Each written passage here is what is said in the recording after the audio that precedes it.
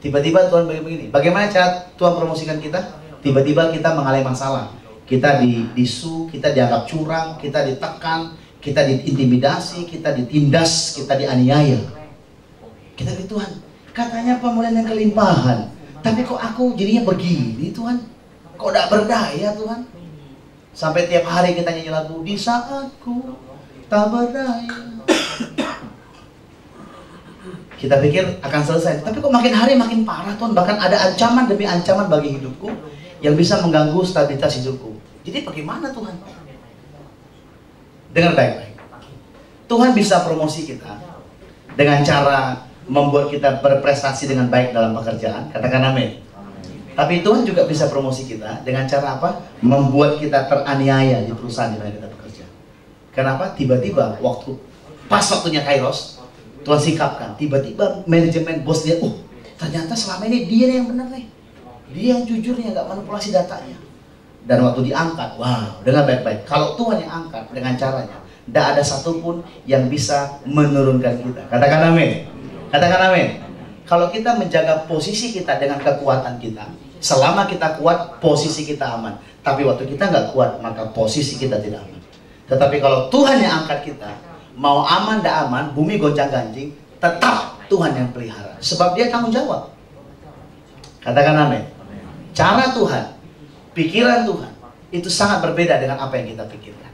Nah, pagi ini saya mau menyampaikan demikian. Mari kita belajar untuk mengenal pikiran-pikiran Tuhan lewat 3 hal saya katakan. Yang pertama begini, lewat pembelajaran firman-Nya. Semakin sering Bapak Ibu belajar firman Tuhan, maka Bapak Ibu akan semakin mengerti apa yang sedang Tuhan pikirkan. Ada banyak cerita di Alkitab, cerita sejarah, surat-surat, cerita biografi, yang tujuannya supaya kita boleh melihat pola-pola Tuhan bekerja, supaya kita boleh mengerti cara-cara Tuhan bergerak dalam hidup kita. Yang pertama itu pembelajaran firman-Nya atau prinsip kebenarannya. Dengar baik-baik. Mari baca firman dengan teratur. Katakan amin. Simak pengajaran firman dengan teliti. Ya, simak pengajaran firman dengan teliti untuk menjadi mengerti dan mengenal hati Bapa. Katakan amin. Tambah wawasan dan pengetahuan dengan buku-buku rohani dan belajar untuk melihat dari berbagai sudut pandang terhadap prinsip kebenaran yang kita temukan. Belajar supaya kita boleh mengerti, oh ternyata begitu maksudnya Tuhan. Ya, ada 2 orang berantem ya. Yang satu di depan saya, yang satu saya. Aduh, itu mah apa? Ada angka-angkanya, ada kaca hitam. Yang sini bilang begini, ngimpi lo, itu kan perak aja tuh, bisa ngaca itu, ada kamera. Enggak, ada itu loh, ada angka-angka loh. Kenapa dalam hidup ini kadang-kadang kita sulit bergerak bersama dengan Tuhan? Karena kita nggak mencoba melihat satu kebenaran dari berbagai sudut pandang, melihat situasi hidup kita dari berbagai sudut pandang yang Tuhan izinkan. Padahal mereka berantem untuk hal yang sama, yang memang ada toolsnya, yang memang ada silvernya, ada ngacanya, bisa barang yang sama. Okay? Nah, kalau kita belajar firman, maka kita boleh mengerti, oh ternyata Tuhan itu maunya nggak begini aku. Tuhan maunya aku begini. Sekalipun mungkin tahun kemarin aku lakukan begini, aku sukses. Tapi tahun ini ternyata nggak demikian. Pembelajaran prinsip firman Tuhan. Katakan amin. Harus teliti, Pak. Lanjutkan yang kedua, persekutuan intim dengan Roh Kudus. Kita bisa tahu banyak firman, kita bisa tahu banyak pembelajaran firman, kita bisa mengerti prinsip-prinsip rohani. Kita bisa tangkap itu. Kita simpan di database kita, di hard disk memori kepala kita. Tapi dengar baik-baik. Kalau kita nggak bergaul intim dengan Roh Kudus, sulit bagi logos yang kita terima itu, informasi firman yang kita terima itu, untuk jadi rema bagi hidup kita.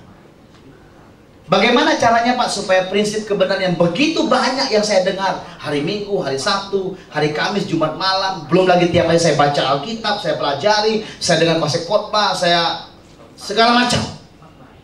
Bagaimana caranya supaya semua saya ingat Pak?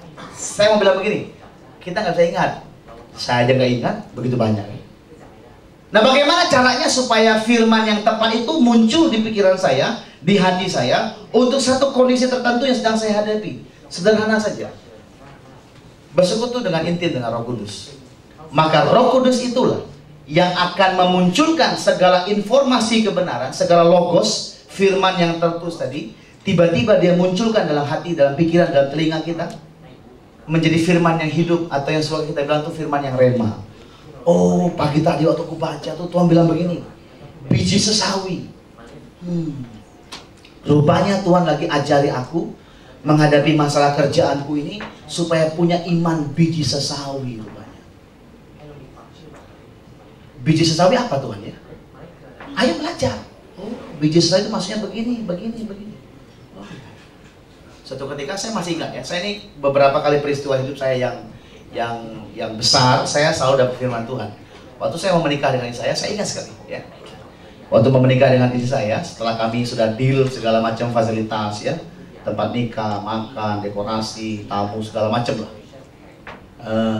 Dan kami hitung-hitung ada short keuangan.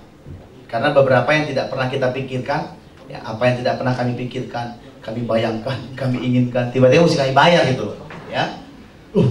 Kok bengkak gitu loh, ya. Tahu bengkak ya, maksudnya bertambah biayanya. Jadi saya mikir, Tuhan, berat juga Tuhan ya. Ya percaya sih, ya percaya, hamba Tuhan sih percaya dong, saya percaya Tuhan. Cuma mikir, terus gimana bayarnya? Masa bayar pakai cek percaya? Kan gak laku ceknya. Ya. Waktu saya lagi begitu, waktu itu hari Sabtu ya, minggunya kita mau ibadah. Pagi-pagi sekali, tiba-tiba rekan pendoa dari Singapura, waktu itu mentera doa di Singapura, seorang hamba Tuhan SMS saya, dia bilang begini, Bang, selamat siap-siap, happy-happy ya. Bang, 5 roti, 2 ikan kata Tuhan Yesus, 5.000 orang makan, 12 bakul sisa. Saya pikir ini orang gendeng ya, orang mau kawin kok begini ayatnya gitu ya. Saya jawab lah, ya, saya bilang thank you ya, doain ya, supaya ada breakthrough. Oke Bang, siap Bang ya, jangan lupa makan-makan sampai Singapura. Masih ingat juga makan-makan ya. Singkat cerita, saya mikirin biayanya. Karena mesti dibayar dulu kan, ada sebagian yang kita bayar di belakang, ada di depan. Segera lah kita bayar semua di depan yang ada, nanti yang sisa nanti kita pikirin.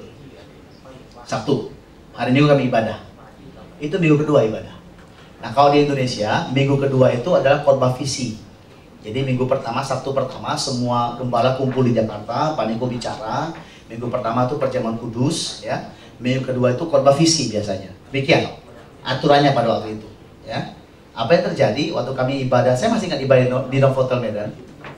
Bapak Ibu tahu firmannya apa? 5 roti 2 ikan. Jujur saya tuh capek karena sampai malam ngurusin, tapi waktu dia bilang 5 roti 2 ikan, langsung mata saya tongwang gitu. Saya tahu bukan itu visinya. Wah itu saya lupa bicara tentang lain. Langsung saya diam. Tiba-tiba Tuhan bilang, kamu percaya nggak? 5 roti 2 ikan 5.000. Ada mertua saya, sama calon saya dulu teman-teman, saya nangis bilang Tuhan, terima kasih Tuhan. 5 roti 2 ikan Tuhan. Artinya gini, dengan modal seadanya pun, tapi kalau Tuhan yang pecahkan, Tuhan yang berkati, maka 5.000 orang akan makan. Amin. Dan apa yang terjadi? Sejarah mencatat, bukan Alkitab, sejarah mencatat. Waktu kami menikah, kami undang 250.000 orang. Jadi kita jatuh ya, makan meja, bukan meja dimakan, maksudnya makan dalam meja gitu ya. Jadi agak mahal Pak. Waktu itu bagi kami agak mahal ya. Jadi makan meja itu apa namanya? Jatuh. Ya. Jadi kita setlah 250 orang kita undang. Bapak Ibu tahu berapa yang datang? 365 orang datang, ya. Panitanya, "Bang, waduh, pestanya rame, Bang. Orang senang, tambah makan ya." Dalam hati lu tambah-tambah yang baik gua gitu ya. Sedang Tuhan, ya. Kami senyum ya, pakai baju merah. Senyum. Aku bilang ini, "Mi, dan datang banyak. Tambah makanya. Tambah berapa? 50 aja Bang, 300. Oke. Oke, ada panitia kan. Dalam hati pencobaan pertama sudah saya lewati itu. Terima kasih ya. Datang lagi. Bang, waduh, banyak Bang. Tambah lagi ya. Wah, saya tengok mukanya kan disenyum-senyum, dalam hati gua dulu biasa saya. Ini bukan prasmanan, tinggal tunggu-tunggu gitu ya. Bang, tambah nggak? Ini cepetan nih mau tutup nih dapurnya. Dalam hati, tutupnya dapurnya, jadi nggak usah tambah gitu kan. Datang gitunya. apa yang punya tempat. Kami mesti pastikan sebab kita mau ambil lagi order. Sebab ya tambah berapa? Tambah 65 Bang. Oke, this one close. Nomor ya. Oh, iyalah Bang, iyalah. Oke Bang ya. Nggak ada lagi ya? Iya Bang. 365 saya pikir Tuhan. Ya. Terima kasih Tuhan Yesus. Selesai pesta, Tuhan bilang berapa yang makan? 5.000 orang makan. Saya ngomong begini. Waktu ayat itu Tuhan berikan kepada saya mulai mikir begini. Gimana caranya Tuhan ya? Saya pikir nanti, udahlah kan pasti ada yang bawa angpau.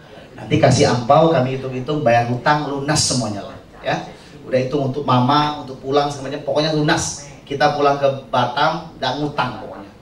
Ya. Itu bodohnya gitu ya. Jadi saya pikir 5.000 orang makan, Tuhan aku minta cukup Tuhan. Cukup, nggak ada utang Tuhan. Dan apa yang terjadi? Saya mulai begini. Tuhan itu tidak pernah lalai menepati janji firman-Nya. Katakan amin. Katakan kiri kanan, tidak pernah lalai Tuhan. Coba pegang tangannya, pegang tangannya, pegang tangannya, pegang tangannya. Mulai doakan. Katakan Tuhan Yesus, aku berdoa, aku percaya Engkau tidak pernah lalai menepati janjimu kepada orang yang ku pegang tangannya di Bapa. Aku melepaskan berkat Tuhan dalam nama Yesus. Katakan amin. Saya waktu kami kalkulasi dengan panitia, Bang, pas, Tuhan hebat. Dalam hati, iya Tuhan gua hebat, lu kagak gitu ya. Terima kasih saya bilang ya. Udah, terima kasih. Bang Tuhan terima kasih. 5.000 orang makan, artinya semua kebutuhan cukup semua. Oke. Tiba-tiba waktu kami lagi check out dari hotel, karena kita gunakan beberapa tempat, teman saya yang dari Singapura tanya, Bang, 12 bakulnya sudah belum? Saya kaget. Loh, iya ya. Saya bilang, iya. Coba tak hitung dulu ya. Bapak Ibu dikasih Tuhan, sampai kami menikah, 3 bulan setelah kami menikah, kami masih terima angpau. 6 bulan setelah kami menikah, kami masih terima angpau. Sampai 8 bulan kami menikah, kami masih terima angpau. Bahkan sampai hari ini, ada angpau-angpau yang gak saya bisa ambil. Karena jauh tempatnya. Kalau Tuhan janji, Tuhan bisa tepati dengan hebat. Katakan amin. Saya baru lihat yang namanya 12 bakul. Tuhan, hebat Tuhan. Apa yang kita pikirkan sering kali berbeda dengan apa yang Tuhan pikirkan. Katakan amin. Katakan amin.